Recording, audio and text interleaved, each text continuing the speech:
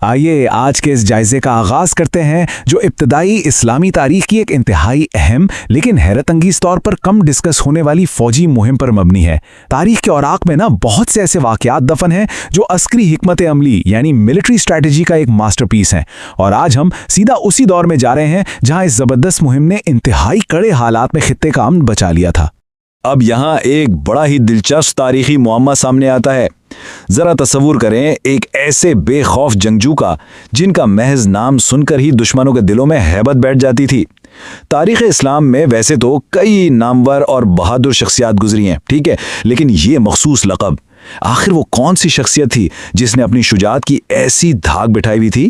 اللہ اور اس کے رسول کا شعر۔ ظاہر ہے یہ کوئی عام خطاب تو تھا نہیں، اور سب سے خاص بات یہ ہے کہ یہ عظیم الشان لقب کسی اور نے نہیں بلکہ خود رسول اکرم صلی اللہ علیہ وآلہ وسلم نے حضرت ابو قتادہ الانصاری رضی اللہ عنہ کو عطا فرمایا تھا۔ یہ ایک طرح سے ان کی غیر متزلزل وفاداری اور بے مثال جنگی صلاحیتوں کا سب سے بڑا اعتراف تھا۔ تو اس مہم کے پس منظر کو سمجھنے کے لیے پہلے ذرا 8 ہجری کے حالات پر نظر ڈالتے ہیں۔ اس وقت کا جو منظرنامہ تھا وہ ایک عجیب سے تضاد کا شکار تھا۔ دیکھیں، ایک طرف مکہ فتح ہو چکا تھا اور ایک بڑے علاقے میں بہت زبردست امن قائم ہو گیا تھا، مگر دوسری طرف دور دراز صحرائی علاقوں میں بسنے والے عرب کے بعض قبائل ابھی بھی دلوں میں گہری نفرتیں پالے ہوئے تھے۔ وہ اس امن کو ماننے کے لیے بالکل تیار نہیں تھے، بلکہ وہ خفیہ طور پر بغاوت کی پلاننگ کر رہے تھے۔ یعنی بظاہر جو امن نظر آ رہا تھا اس کے پیچھے ایک خطرناک طوفان تیار ہو رہا تھا۔ اب جیسے ہی ان خفیہ سازشوں کی بھنک مدینہ منورہ پہنچی تو ظاہر ہے ایک فیصلہ کن ایکشن کی اشد ضرورت تھی۔ رسول کریم صلی اللہ علیہ وسلم نے ایک لمحہ بھی ضائع کیے بغیر حضرت ابو قتادہ رضی اللہ عنہ کو ایک لشکر کی کمان سونپی اور روانہ کر دیا۔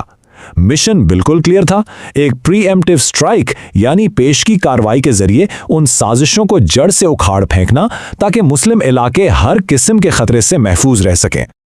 اور یہیں سے شروع ہوتا ہے اس مہم کا وہ حصہ جسے ہم صحرا کا کٹھن سفر کہہ سکتے ہیں۔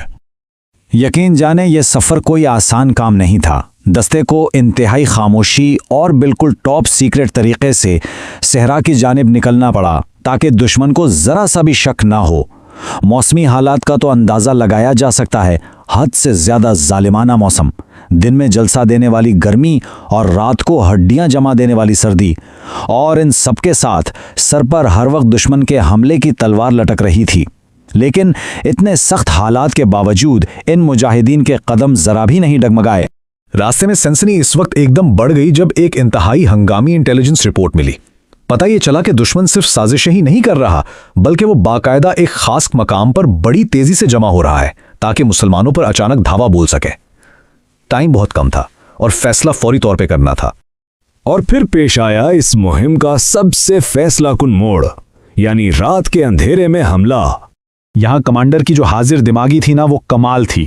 خبر سنتے ہی حضرت ابو قتادہ رضی اللہ عنہ نے اسی وقت ایک نئی حکمت عملی بنائی۔ انہوں نے یہ نہیں سوچا کہ صبح کا انتظار کیا جائے، نہیں، انہوں نے رات کے اس گہری تاریکی میں ہی دشمن کی طرف بالکل خاموش پیش قدمی شروع کر دی۔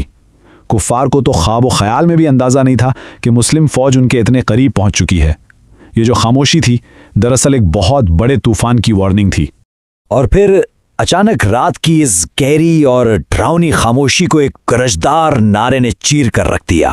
اللہ اکبر کی گونج پورے صحرا میں بلند ہوئی۔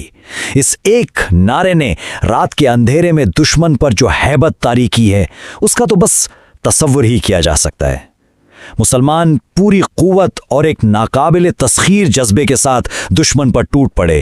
دشمن کو سنبھلنے کا ایک سیکنڈ بھی نہیں ملا۔ اندھیرے میں ہونے والے اس بالکل غیر متوقع اور زوردار حملے نے دشمنوں کو شدید خوف و ہراس میں مبتلا کر دیا۔ ان کی مہینوں کی تیاریاں دھری کی دھری رہ گئیں اور صفیں مکمل طور پر بکھر گئیں۔ نتیجہ کیا نکلا؟ ان حواس باختہ دشمنوں کے پاس میدان چھوڑ کر بھاگنے کے سوا کوئی آپشن ہی نہیں بچا، اور وہ ایک عبرتناک شکست کھا کر وہاں سے فرار ہو گئے۔ اور یوں یہ غیر معمولی کارروائی ایک شاندار فتح پر ختم ہوئی۔ اس مہم کے جو نتائج نکلے وہ بہت کلیئر اور دور رس تھے۔ ایک طرف تو دشمن کی وہ خطرناک سازش جو پورے خطے کا عام تباہ کر سکتی تھی اسے مکمل طور پر ناکام بنا دیا گیا، اور دوسری طرف اس شاندار ملٹری ایکشن کی وجہ سے مسلمانوں کا رعب اور ان کی دھاک پورے خطے میں بہت نمایاں طور پر بڑھ گئی۔ اس فتح نے یہ بات ثابت کر دی کہ مدینہ کی ریاست کسی بھی قسم کی خفیہ بغاوت کو کچلنے کی بھرپور طاقت رکھتی ہے۔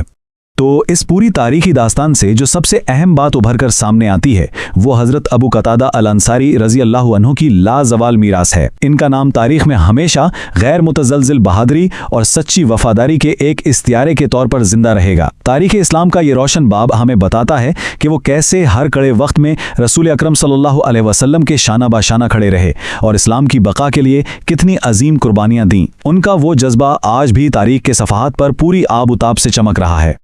جاتے جاتے یہ جائزہ ہمیں ایک بہت ہی فکر انگیز مقام پر چھوڑ جاتا ہے۔ ذرا سوچئے، اللہ کے شیر جیسی شخصیات کی اس خاموش لیکن انتہائی مضبوط ہمت نے محض کسی ایک جنگ کا نہیں بلکہ پوری تاریخ کا رخ ہمیشہ کے لیے کس طرح موڑ دیا۔